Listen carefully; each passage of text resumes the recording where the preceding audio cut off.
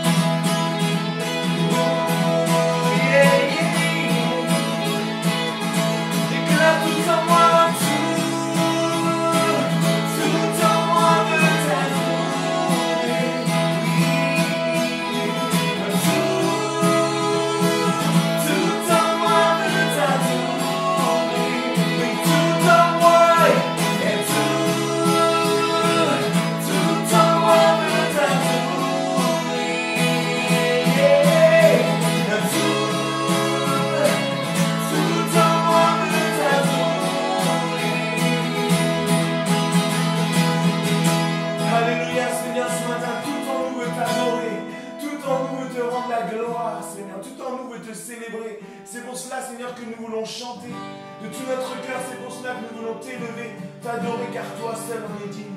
Reçois, Seigneur, ce matin la louange qui s'élève vers toi. Alléluia, Jésus.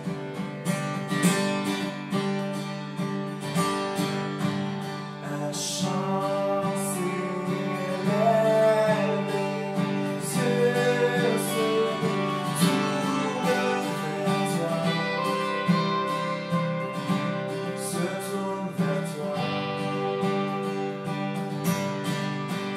L'espoir renaît, le cœur s'ouvre.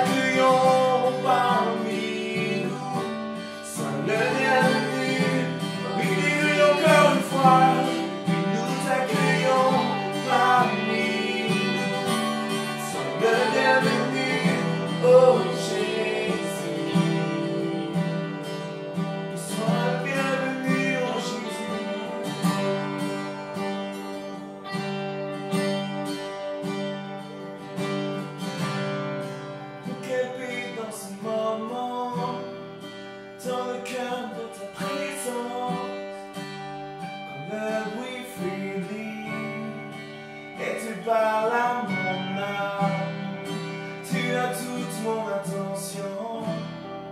Fais-moi entendre ta voix. Je ne veux rien manquer. Seigneur, mon cœur désire plus de toi. Mon cœur recherche ta face. Je cède à toi. Tout en moi est ému par ton amour. Captivé par qui tu es. Conduis-moi à te connaître plus encore. Je veux m'approcher de toi. Laisse mes peurs à moi. Seigneur, viens toucher ma vie à nouveau.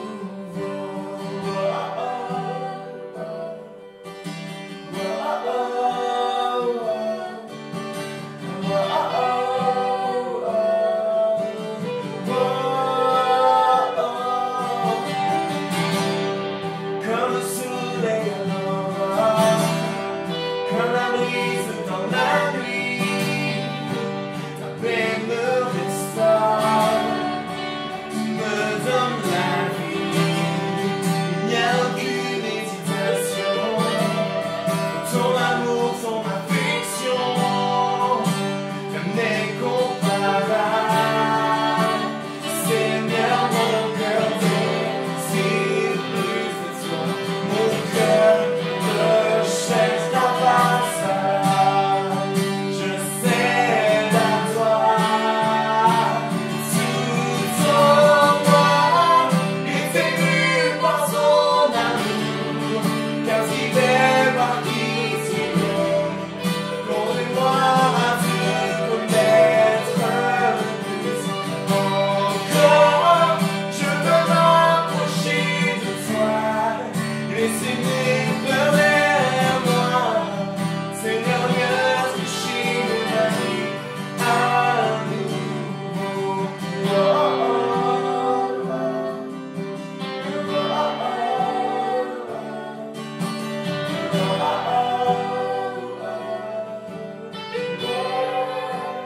Toi, j'ouvre mon cœur, Seigneur.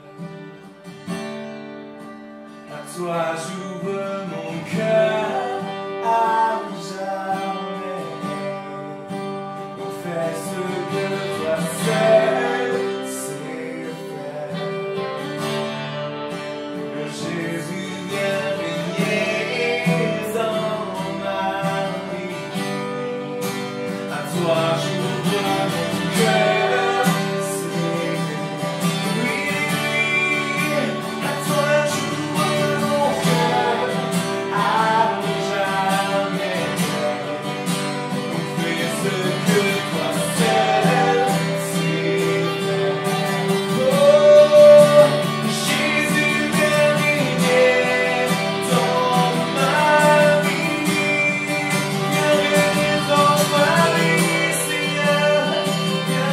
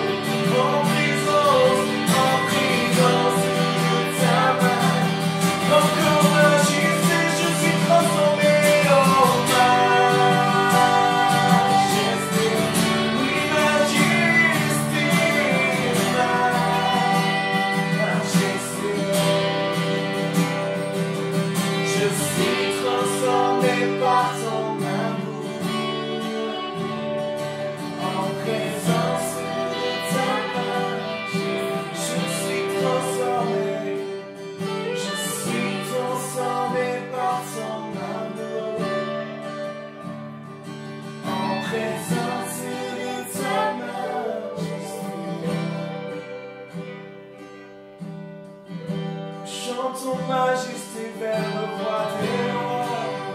Nous élevons nos voix vers le Seigneur des Seigneurs. Nous voulons te rendre toute la gloire.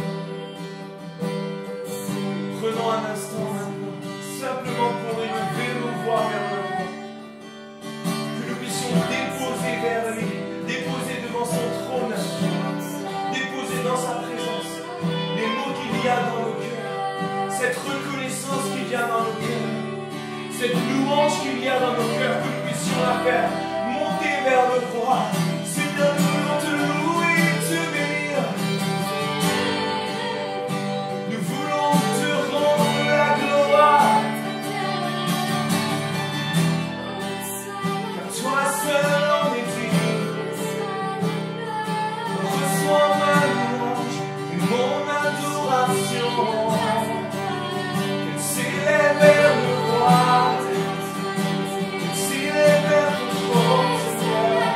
Je veux te bénir. Tu es si grand. Tu es si puissant. Comment ne pas te louer? Comment ne pas te remercier, Seigneur Saint? Que ma poésie monte vers toi, que mon chant s'élève vers toi. Nous voulons t'adorer, nous voulons te célébrer. Jésus, chantons majesté, reconnaissons ta majesté, ta royauté.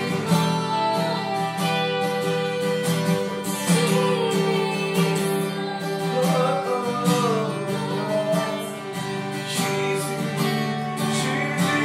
sois le Père.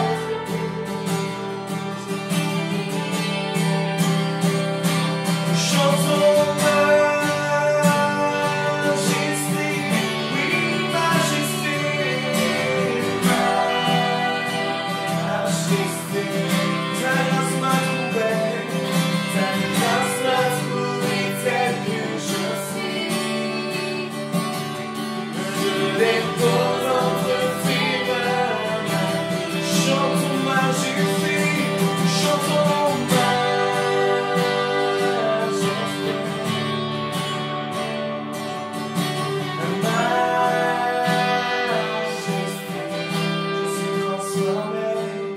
Je suis transformé par ton amour,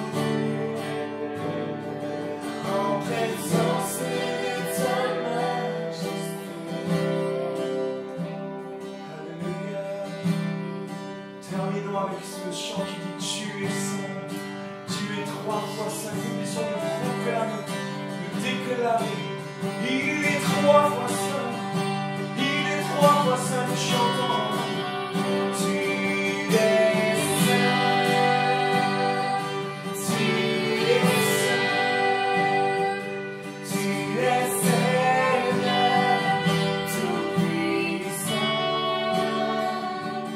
Digne est l'agneau, digne est l'agneau. Tu es saint, tu es saint.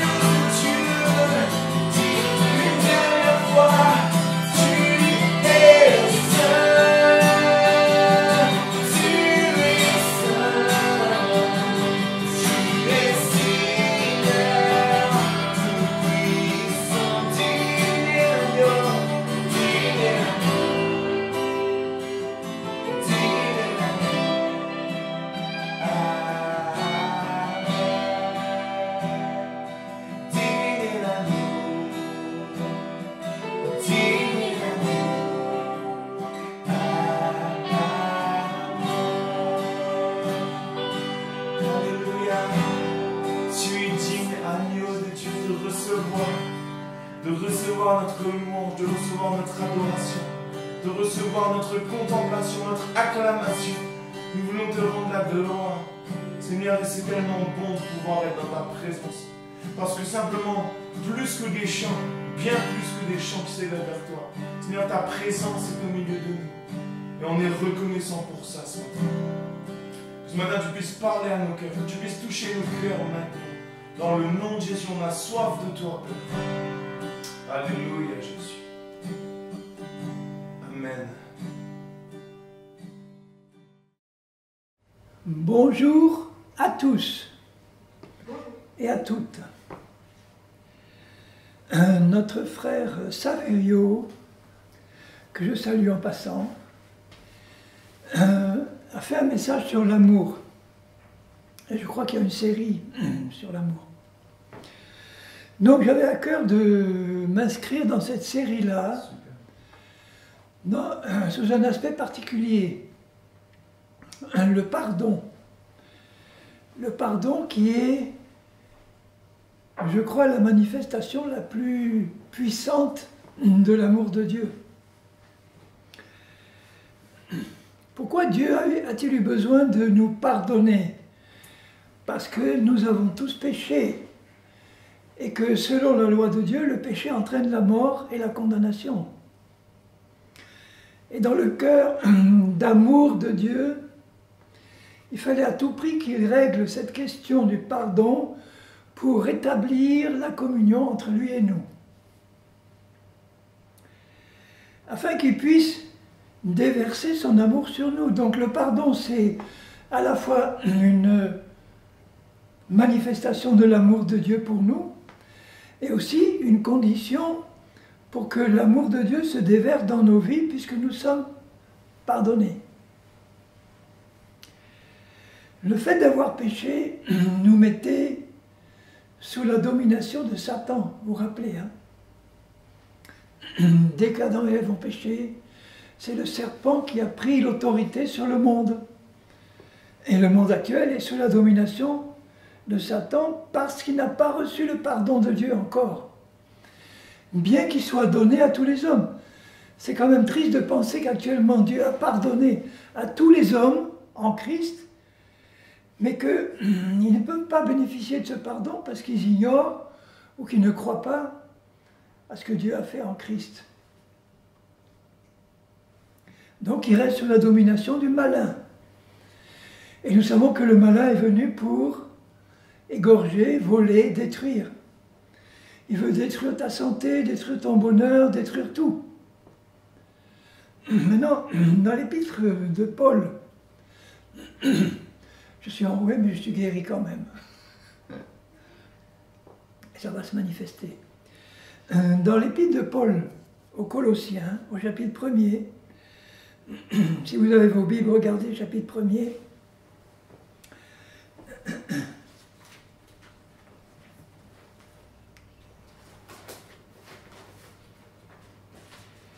Je lirai à partir du verset 9 et suivant. C'est pour cela que nous aussi, depuis le jour où nous avons été informés, nous ne cessons de prier Dieu pour vous. Pourquoi y prier? Et de demander que vous soyez remplis de la connaissance de sa volonté. Pourquoi il veut qu'on soit rempli de la connaissance de sa volonté? Pour qu'on puisse croire à ce qui nous est révélé. Puisque tout ce qui nous vient de Dieu, c'est par grâce, mais c'est reçu par la foi. La foi et la grâce vont ensemble. Il n'y a pas de grâce sans foi, pas de foi sans grâce. En toute sagesse et intelligence spirituelle, pour marcher d'une manière digne du Seigneur. Il dit, vous ne pouvez pas marcher d'une manière digne du Seigneur si vous n'avez pas compris et reçu la connaissance de sa volonté.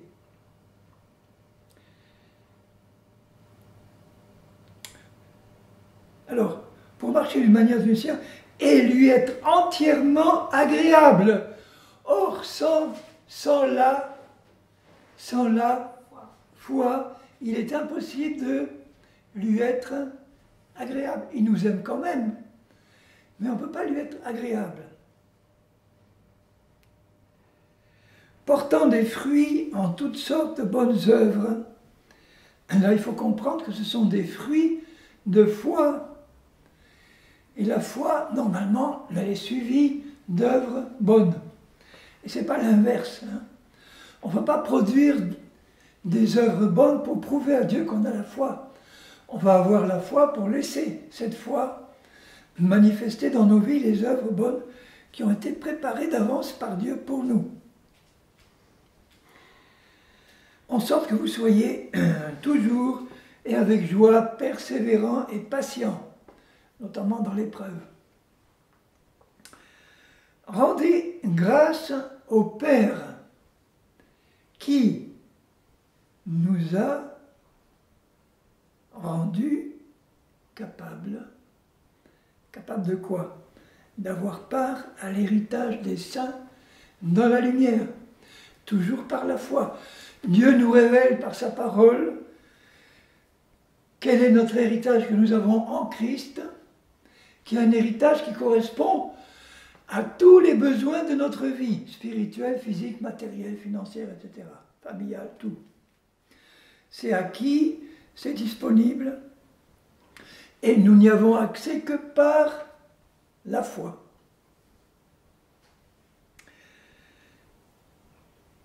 Donc, il nous a rendus capables. Ça veut dire quoi?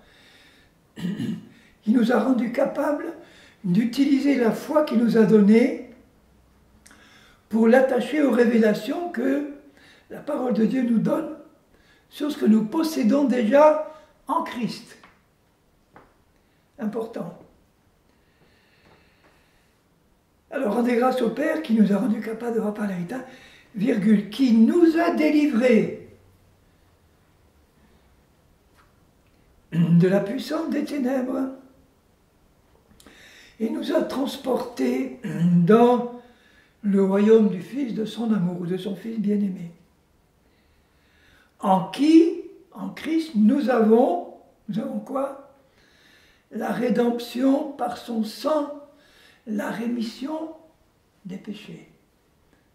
Un autre mot pour dire le pardon plein et complet de nos péchés. Donc c'est parce que nous avons un plein pardon de nos péchés, le sang de Jésus seul efface nos péchés une fois que nous les confessons à Dieu. Quand nous nous sommes convertis au Seigneur, nous avons reconnu que nous étions pécheurs. Mais nous n'avons pas passé des heures et des heures à confesser un par un tous les péchés qu'on a commis. On a reconnu qu'on était pécheurs. Donc on a reconnu qu'on avait un fardeau de péché qui résultait de notre état de pécheur. Confesser en grec, ça veut dire la même chose que Dieu. Dieu nous disait, tu es pécheur. Nous avons confessé, nous avons dit la même chose que Dieu. Seigneur, je suis d'accord avec toi, je reconnais que je suis pécheur. C'est ça, confesser. Après, Dieu nous dit, dans le fait que tu es pécheur, tu as commis une foule énorme de péchés. Et nous le confessons, c'est-à-dire nous disons à Dieu, je dis comme toi que j'ai commis tous ces péchés-là. On n'a pas besoin d'entrer dans le détail. Et ayant confessé, ayant été d'accord avec Dieu sur ce qu'il nous disait, à ce moment-là, nous recevons le bénéfice du sang de Jésus qui efface complètement tout ce fardeau de péché. Et Dieu nous dit, ton péché t'est remis. Tu es pardonné. Le fait d'être pardonné, il le dit là, nous délivre instantanément de la puissance des ténèbres qui nous contrôlaient à cause du péché. Tu es délivré de tout contrôle de l'ennemi. Il avait le droit de te contrôler à cause de ce péché. Maintenant que le sang de Jésus a tout effacé, tu as un droit légal à ne plus être contrôlé par rien de ce qui vient de l'ennemi. Terminé. Vous voyez l'importance de savoir ce qui s'est passé et l'importance de le croire. Qu'est-ce que c'est que croire? Si je demande à un chrétien, qu'est-ce que c'est que croire? Il me dit, ben, croire, c'est être certain que quelque chose est vrai. Mais si tu es vraiment certain que quelque chose est vrai, certain de certain, tu vas te comporter comme si tu étais certain que c'est vrai. Ok? Si tu continues à te comporter comme si tu n'étais pas certain que c'est vrai, c'est que tu n'as pas vraiment cru. Le fait de croire, ça met dans mon cœur une certitude que, ça y est, j'ai compris une vérité qui n'est pas une vérité d'homme, qui est une vérité divine. Une parole de Dieu qui ne ment pas. Il est la vérité. Jésus est la vérité. Tout est vérité en Dieu. Et quand il nous révèle des choses, ce sont des vérités de Dieu. Et la foi qu'il nous a donnée, qui est un don de Dieu, il l'a donné à tous les hommes. Même les hommes qui ne sont pas convertis, Dieu leur a donné une mesure de foi, sinon ils ne seraient pas capables de croire au message de l'Évangile quand il l'aurait annoncé. Jusque-là, on avait utilisé notre foi pour croire au mensonge de l'ennemi. Je le dis souvent maintenant. Le fait d'avoir compris qu'il nous révèle la vérité avec un grand V doit impacter notre cœur au point que nous nous disons « Je réalise que c'est Dieu qui me parle, qui n'est pas menteur, et je décide de croire que ce qu'il me dit est vrai. » Je suis convaincu que ce qu'il me dit est vrai. À partir de là, mon comportement va changer. Je vais me comporter comme quelqu'un qui a dans son cœur une certitude. Et cette certitude amène en moi la paix et la joie. Parce que je possède quelque chose qui m'a été annoncé et donné par Dieu.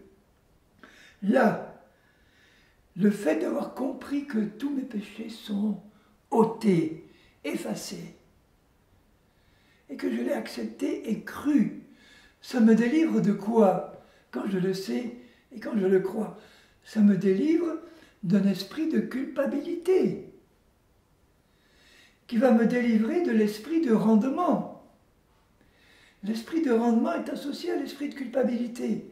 À la base de la religion des hommes, il y a un esprit de performance, d'accomplir des choses pour mériter la faveur de Dieu. Moi, je le sais en tant qu'ancien catholique, dans ma religion d'antan, c'était constamment faire des choses pour mériter la faveur de Dieu. Des bonnes œuvres pour que Dieu me remarque en disant « Ah, celui-là, il fait des choses. Donc, il mérite que je m'intéresse à lui et il mérite que je le bénisse. » C'est pas la grâce, ça, c'est un salaire. Alors que le fait d'avoir compris que par grâce et par l'œuvre de Jésus, tous mes péchés ont été effacés, je suis délivré de l'esprit de culpabilité, puisque je ne suis plus coupable des choses qui m'a délivré. Et n'étant plus coupable, je n'ai pas besoin de travailler pour mériter la faveur de Dieu. Il me la donne au travers du sacrifice de Jésus, gratuitement. Donc ça me délivre de la puissance des ténèbres qui dominait sur moi. En qui nous avons la rédemption par son sang, la rémission des péchés. Au chapitre suivant, chapitre 2, il dit au verset 13, « Vous qui étiez morts, alléluia, maintenant nous sommes vivants, vous qui étiez morts, par vos offenses, c'est quoi? Par vos péchés qui nous avaient entraînés dans la mort spirituelle, et par la circoncision de votre chair. » C'est un symbole de rébellion, une désobéissance. Il vous a rendu à la vie avec lui, avec Christ, en nous faisant grâce pour toutes nos offenses. C'est encore une fois le pardon. Donc le pardon de Dieu non seulement efface le péché, mais il enlève de ta vie la puissance de mort et il te donne la vie de Dieu. qui est une vie sainte, une vie pure, une vie parfaite, par grâce. Jamais on n'aurait pu, par nos efforts, nous laver, nous purifier d'une manière suffisamment parfaite pour nous présenter devant Dieu pur et saint. Impossible. Alors que là, le sang de Jésus efface tout, il nous fait naître de nouveau, il nous donne sa justice parfaite.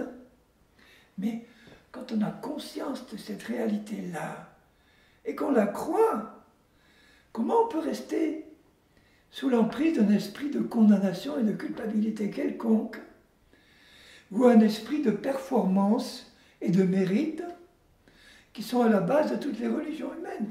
On en est complètement, on devrait être, on est complètement délivré. En nous faisant grâce pour toutes nos offenses. Il a effacé l'acte dont les ordonnances nous condamnaient. C'est la loi de Dieu, c'est la parole de Dieu. Pas seulement la loi de Moïse, mais tous les commandements de Dieu, toute la loi de Dieu, toute la volonté de Dieu à laquelle nous avions désobéi par nos péchés, nous condamnait devant le Seigneur. Et le fait d'avoir été pardonné, effacé, eh bien, il a effacé l'acte qui nous condamnait. Toutes les paroles de condamnation qui avaient été prononcées par la parole de Dieu contre toi à cause de tes péchés, toi étant pardonné maintenant, il n'y a plus de paroles de condamnation, et cet acte qui te condamnait, il a disparu. Et il ne reste que pour ceux qui n'ont pas reçu le pardon. Il a effacé l'acte dont les ordonnances nous condamnaient et qui subsistait contre nous. Maintenant, il ne subsiste plus. Il l'a détruit en le clouant à la croix en Christ. Et le fait que cet acte de condamnation a été détruit, cloué à la croix avec Christ, tout de suite après il dit, il a dépouillé les dominations et les autorités. Tu vois bien que le pardon que tu as reçu prive Satan et toutes ses dominations de toute autorité sur toi. C'est fini. Il ne pourrait reprendre son autorité sur toi que si tu pèches sans confesser ton péché. Ça te met tout de suite sous le contrôle de l'ennemi. C'est pour ça que la repentance nous est donnée comme une arme puissante pour reconnaître et confesser nos péchés devant Dieu quand il nous arrive de pécher.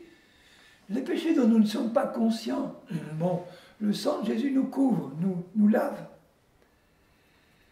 Dieu, si nous ne sommes pas conscients de certains péchés que nous commettons, il veut nous en rendre conscients pour qu'on ne les commette plus. Pour ça, il peut passer par une correction. Parce que même si nous confessons nos péchés, nous sommes pardonnés aussitôt. Vous vous rappelez 1 Jean 1,9 qui dit « Si nous confessons nos péchés, il est fidèle et juste pour nous les pardonner et pour nous purifier de toute iniquité. » Mais maintenant, si nous gardons une prédisposition à pécher, parce que nous sommes encore charnels, que la chair nous contrôle et que la chair nous pousse à tomber dans un péché, et que le Saint-Esprit nous en rend conscients, il nous demande de le reconnaître aussitôt pour que le sang de Jésus efface. Et puis le lendemain, nous recommençons. Nous péchons, nous nous en rendons compte, nous le reconnaissons devant Dieu. Il suffit de dire « Je reconnais, Seigneur, oui ». Dieu nous dit « C'est pas bien ce que tu as fait ». Nous nous disons « C'est pas bien ce que j'ai fait ». C'est ça, confesser. C'est pas bien. Le sang de Jésus efface tout, mais Dieu verra que nous avons besoin d'une correction d'amour. Non pas parce que nous avons péché, puisqu'il ne va pas nous punir si on a été pardonné, mais parce qu'il voit les prédispositions que nous avons à repécher de la même manière. Donc il ne va pas se contenter de nous laisser constamment pécher, confesser, nous serons pardonnés quand même. Mais il veut nous faire passer par une correction d'amour pour nous apprendre à marcher dans l'obéissance et la sainteté. Bon, je peux vous lire dans Hébreux 12 ce qu'il est dit là. Il dit, au verset 10, « Nos pères nous châtiaient parfois de manière... c'était pas très juste, mais enfin bon. Nos pères nous châtiaient pour notre bien, pour peu de jours, comme ils le trouvaient bon. Mais Dieu nous châtie pour notre bien, afin que nous participions à sa sainteté. » Ça veut dire afin que nous apprenions à marcher de moins en moins sous le contrôle de la chair et de plus en plus sous le contrôle de l'esprit. Il est vrai que tout châtiment semble d'abord un sujet de tristesse, parce que quand tu ramasses une fessée, ça fait mal, mais enfin bon, c'est une fessée d'amour. Tu le comprends que Dieu ne te châtie pas pour te punir, mais pour t'apprendre une leçon. Donc pour t'éviter d'être corrigé, autant marcher tout de suite par la foi, de bon cœur. Ça ne va pas éliminer toutes les corrections, parce que je pense qu'on a toujours besoin un peu, hein, mais bon, ça éliminera le plus gros. Mais la correction produit plus tard, pour ceux qui ont été ainsi exercés, un fruit paisible de justice. Bon, ça c'est dit en passant, parce que je parlais de pardon. Mais la correction, c'est aussi un acte d'amour de Dieu pour nous. Hein.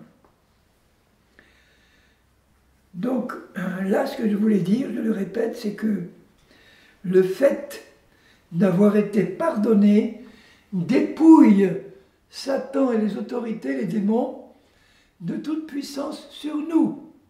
Ils n'ont plus de droit légal de le faire. Ça n'empêchera pas Satan d'essayer de nous attaquer s'il voit que nous ne connaissons pas la vérité. Ce n'est pas le fait qu'il n'a plus le droit de le faire qui va l'empêcher, lui, de le faire, parce que c'est un rebelle de nature. Donc lui, il va voir si nous connaissons la vérité. Si nous connaissons la vérité, que nous avons foi en la vérité, il ne pourra pas nous attaquer parce que nous sommes dans le domaine où il ne peut pas nous toucher, dans le domaine de l'esprit. Mais s'il voit que nous n'avons pas compris la vérité et que on vit encore sous un esprit de culpabilité et de condamnation, on va lui ouvrir une porte pour qu'il nous attaque. Parce qu'on n'a pas compris la vérité du pardon. On n'a pas compris ce que c'est qu'être pardonné. Être pardonné, c'est nous trouver devant Dieu sans rien avoir à nous reprocher. Sans que Dieu n'ait quoi que ce soit à nous reprocher. Vous vous rendez compte de ça? Réfléchissez 2 minutes à ça. Me présenter devant Dieu, blanc comme neige, sans que lui n'ait absolument rien à me reprocher. Ça peut être le cas même si je n'ai pas atteint la perfection absolue sur la terre.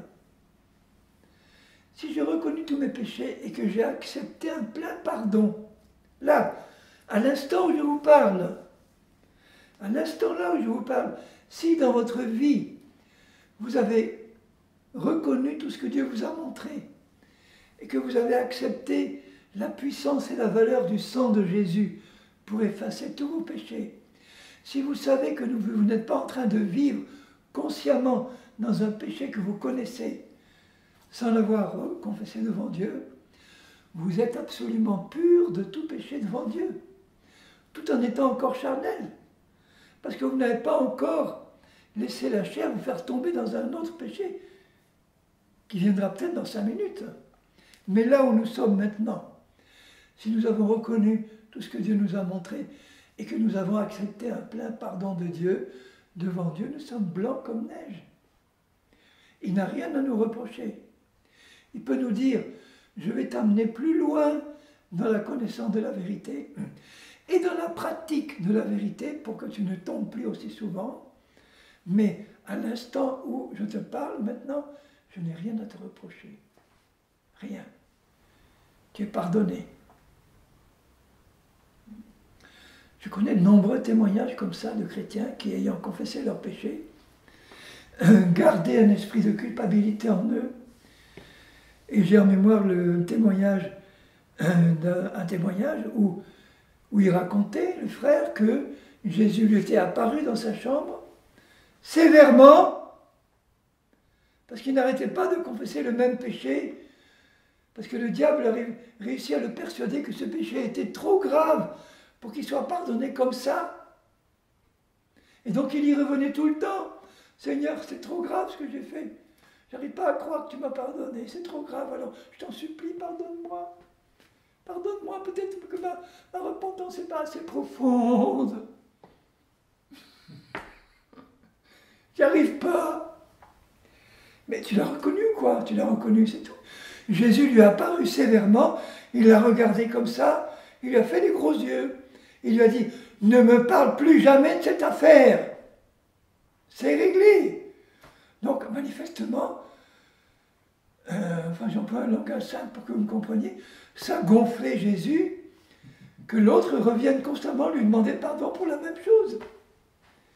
C'est comme s'il n'avait pas compris que son sacrifice à la croix était suffisant pour le pardon de tous nos péchés. Donc là, il a dépouillé les dominations et les autorités de tout contrôle sur ta vie. Donc, tu vois qu'un plein pardon, ayant débarrassé ta vie de tout esprit de culpabilité, de condamnation, de performance et de mérite, ça sont les 4 pieds de la vie religieuse. Hein. Il a enlevé tout ça. Il a ouvert le chemin, déchiré le voile, ouvert le chemin du lieu très saint où il t'attend. Et là, étant devant lui, libéré de tout péché, pur, grâce à l'action permanente du sang de Jésus dans ta vie et de ton esprit permanent d'humilité et de confession, de dire la même chose que Dieu en permanence, ça rend efficace en permanence la puissance du sang de Jésus dans ta vie et tu peux avancer de progrès en progrès. Et tu as accès par la foi à tout l'héritage dont il t'a rendu capable de jouir. Je ne peux pas jouir de mon héritage si je me sens coupable. Parce que le diable va dire, tu n'es pas digne. Oui, oui, tout ça, ça a été acquis par Jésus pour toi. Mais tu n'es pas vraiment digne de le recevoir. Dieu a encore sa chaîne contre toi quelque part. C'est un mensonge, Dieu n'a plus rien. Mais il va te le faire croire, et du coup tu ne vas pas oser avancer la main pour te servir dans tout ce qui t'appartient, qui est là, à ta disposition. Est-ce que vous comprenez qu'on a besoin d'avoir la conscience complètement libérée pour pouvoir jouir de tout ce que Dieu nous a donné? Quelqu'un qui a mauvaise conscience, il ne peut pas se servir. Il dira, oh non, j'ai horreur, tu entends? Moi, Henri, j'ai horreur d'entendre quelqu'un à qui je donne un cadeau me dire « Oh non, il ne fallait pas ». Ça veut dire que dans cette personne-là, il y a encore l'idée d'un esprit de mérite. Je ne mérite pas le cadeau que tu me fais. Mais alors si la prochaine fois j'arrive avec une caisse de 12 champagne, vous dites merci. Je ne le mérite pas, mais je le prends.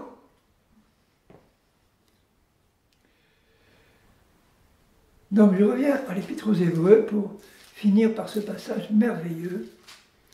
Tout est merveilleux dans ta parole, Seigneur, mais bon, celui-là, dans chapitre 9 de l'Épître aux Hébreux, au verset 11 et suivant, Christ est venu comme souverain sacrificateur des biens à venir. Le sacrificateur, il intercédait pour les coupables, ce qui leur permettait de toucher les biens que Dieu avait en réserve pour eux, en particulier le pardon et la bénédiction de Dieu.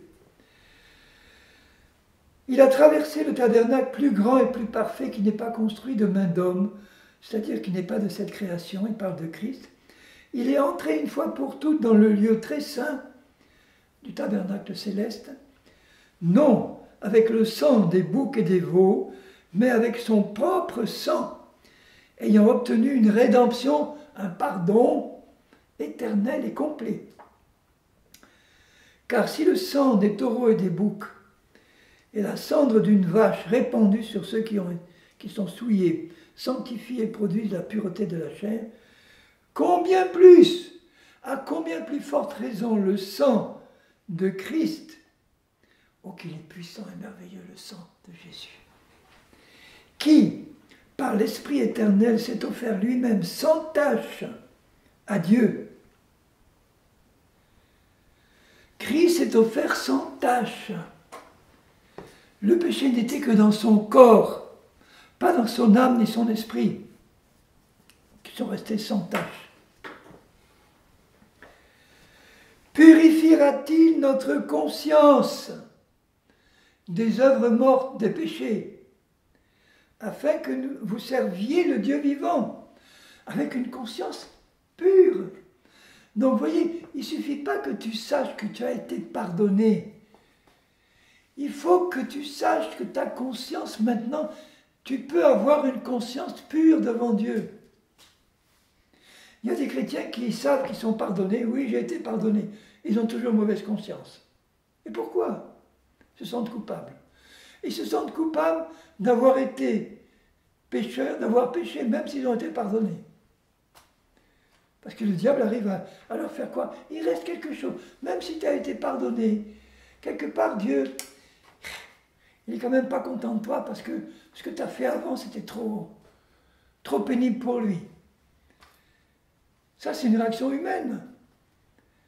Les hommes, ils sont capables de pardonner, mais après, ils disent, ah, je l'ai pardonné, mais je ne veux plus le voir, celui-là. Ou bien, si je le vois dans 10 ans, je lui dirai, je t'ai pardonné, mais tu m'en as fait voir. Hein. C'est pas ça le pardon de Dieu. Il efface tout, il jette ça au fond de la mer, et il ne m'en parle plus. Donc, le sang de Jésus, non seulement m'acquiert un plein pardon, mais il m'est donné pour que j'ai une conscience pure. La conscience, c'est la voix de mon cœur qui ne m'accuse plus. Parce que mon cœur peut m'accuser à tort. Parce qu'il n'a pas encore bien compris toute chose. Afin que vous serviez le Dieu vivant avec une conscience claire. Mais est-ce que vous savez, mes bien-aimés, ce que ça peut être qu'une conscience claire, pure, où je n'ai rien à me reprocher? Pourquoi j'ai rien à me reprocher? Grâce à Christ, grâce à son sacrifice, grâce à son sang qui a effacé, qui a purifié ma conscience. Et maintenant, entre l'amour de Dieu et moi, il n'y a plus d'obstacle. Maintenant, je peux être le récipiendaire, le récipient qui reçoit à plein flot l'amour de Dieu, parce qu'entre Dieu et moi, il n'y a plus rien qui bloque le passage de cet amour. Et ce qui bloque, c'est le péché ou un esprit de culpabilité, une conscience étriquée qui n'est pas purifiée. Alors, au chapitre 10, et je finirai par là, il dit ceci.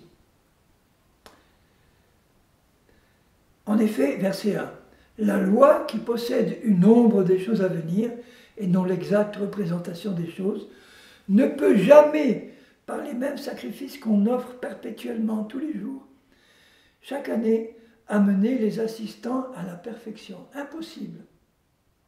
Autrement, n'aurait-on pas cessé de les offrir, ces sacrifices? Parce que ceux qui rendent ce culte, étant une fois purifiés, n'auraient plus eu aucune conscience de leur péché. Si les sacrifices d'animaux avaient pu purifier la conscience, ils n'auraient pas eu à y revenir tous les jours. Et c'était impossible. Alors que là, le sacrifice de Jésus et son sang sont seuls capables de purifier notre conscience pour que notre conscience n'ait plus aucune conscience de péché. Sauf si on est en train de le pratiquer, évidemment, mais si on l'a confessé. Donc si tu as confessé ton péché et que tu as reçu le plein pardon, tu dois avoir une conscience qui n'a plus conscience de la présence du péché en toi. Ça, c'est libérateur. Le diable mettra toujours l'accent là-dessus, sur la culpabilité, la condamnation. Il veut nous priver de comprendre la puissance du pardon, de l'amour de Dieu manifesté dans le pardon qu'il nous a donné en Christ. Pour nous empêcher d'avoir une conscience pure, libre, comme celle d'un petit enfant de 2 ans, là, qui n'y a pas plus pur dans sa conscience que lui. Il est né dans le péché dans son corps, mais il est tout simple. Bon. C'est au verset 10. C'est en vertu de la volonté de Dieu manifestée en Christ qui a dit « Je viens pour faire ta volonté, Seigneur ». Il vient de dire ça. C'est en vertu de cette volonté acceptée par Christ pour nous que nous sommes sanctifiés, c'est-à-dire rendus saints, par l'offrande du corps de Jésus-Christ une fois pour toutes, par son sacrifice sur la croix une fois pour toutes, ayant pris dans son corps tous nos péchés, notre nature de péché, la condamnation, les conséquences de nos péchés, c'est-à-dire la malédiction, les maladies, les infirmités. Il a tout pris pour nous en libérer, pour qu'on ait une conscience pure et claire, et qu'on comprenne que par ce même sacrifice, il nous a amenés une fois pour toutes à la perfection. Or, il nous a sanctifiés une fois pour toutes. Et tout de suite après, il est dit, car par la même offrande de son corps à la croix, il a amené à la perfection pour toujours. Est-ce que tu sais que tu es parfait ou parfaite pour toujours en Christ? Je relis. Alors écoutez bien, ouvrez vos oreilles et les oreilles de votre cœur. 1. Le sang de Jésus et son sacrifice nous a sanctifiés une fois pour toutes. Sanctifié, ça veut dire purifié, mis à part pour être saint, une fois pour toutes. Et il ajoute, par la même offrande, il a amené à la perfection pour toujours ceux qui ont été sanctifiés. Les deux. Il nous a mis à part pour être saints et il nous a amenés à la perfection absolue une fois pour toutes. Or tout ça, c'est vrai comment? Dans ton esprit régénéré. C'est fait. Tu vois l'importance qu'il y a de savoir quelle est ta nouvelle identité en Christ, qui tu es en Christ en tant que nouvelle personne, quelqu'un d'entièrement pardonné, entièrement sanctifié, entièrement amené à la perfection une fois pour toutes et pour toujours. C'est fait.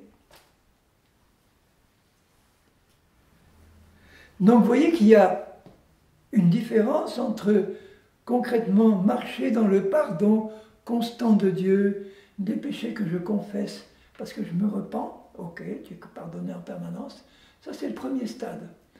Deuxième stade, c'est au niveau de mon âme, de ma conscience, réaliser que je peux avoir une conscience pure de tout péché parce que je suis pardonné.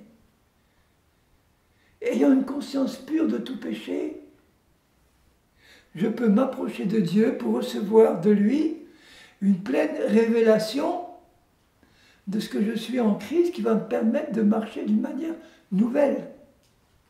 Pas en confessant constamment mes péchés et en obtenant en permanence un pardon qui me donnera toujours. Mais en passant au stade supérieur de la révélation de ce que je suis en Christ, qui va me permettre de marcher d'une manière telle que je n'aurai plus besoin, aussi souvent qu'avant, de confesser mes péchés, puisque je ne vais plus les commettre, en tout cas de moins en moins.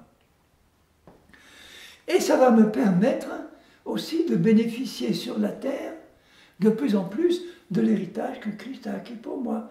Guérison de mes maladies, pourvoir aux besoins financiers, pourvoir aux nouvelles machines dans l'atelier. Tout ça, c'est par la foi. C'est pas par mes œuvres. C'est par la foi en l'œuvre de Christ qui veut que je sois béni au-delà de tout ce que je peux imaginer et penser, parce que mon Père est un Dieu d'amour qui veut me bénir. Au-delà de tout ce que je peux imaginer. Et qui me dit, mon fils, ma fille, mais tu vois maintenant que la route est ouverte, réalise que j'ai rien à te reprocher. Comprends que je veux que tu aies une conscience pure grâce au sang de mon fils. Et comprends que maintenant je veux te prendre dans mes bras, te chouchouter et te bénir et déverser sur toi l'abondance de mon amour et de mes bénédictions. Tu es d'accord avec ce programme? Amen. Amen. Bon, eh bien Seigneur, permets-nous, d'ici ton retour proche, on a encore des progrès à faire. Dieu veut que je progresse. Que je progresse dans quoi? Dans la connaissance de la vérité et dans la foi dans la vérité. Et là, il va pouvoir se glorifier dans ma vie. Moi, je n'ai pas envie de vivre une vie de chrétien médiocre, qui est sauvé, d'accord, je crois en l'enlèvement, qui va être enlevé s'il ne vit pas dans le péché, qui est baptisé d'eau et d'esprit, ok, mais je veux vivre sur la terre, dans le temps qui me reste d'ici le retour du Seigneur, une vie abondante à la gloire de Dieu.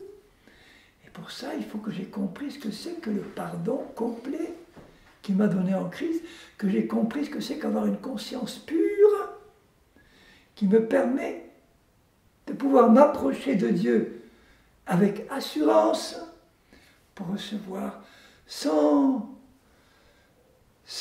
réserve les bénédictions que je ne mérite pas, mais qui me sont données par grâce et par la foi. Merci Seigneur pour ta magnifique parole, pour ton esprit qui nous permet de la comprendre.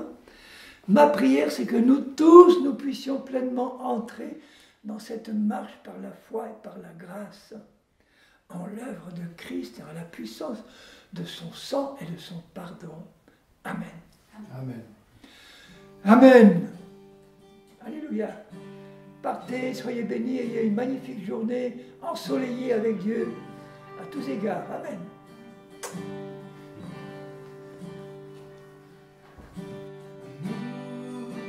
Chantons ta victoire, nous élevons ton nom, car tu as gagné le combat.